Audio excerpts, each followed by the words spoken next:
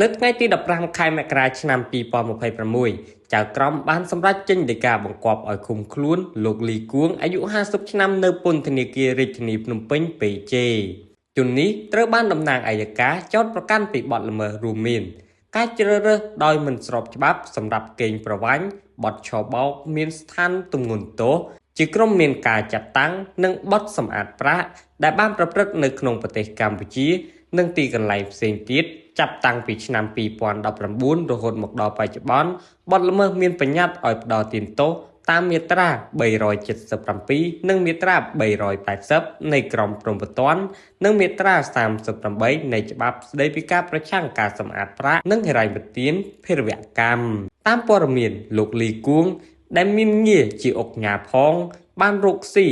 នឹងការបដល្មើស scam អនឡាញនេះយ៉ាងខ្លាំងនិងជាច្រើនកន្លែងដែលអ្នកល្មមមិនសូវស្គាល់និងឮឈ្មោះនោះទេសូម្បីតែនៅតំបន់ប្រជៈដែលក្រុមបរទេសរត់ចេញយ៉ាងប្រសេកប្រសាចកាលពីយប់មិញក៏ម្នាក់នេះនៅពីក្រោយផងដែរ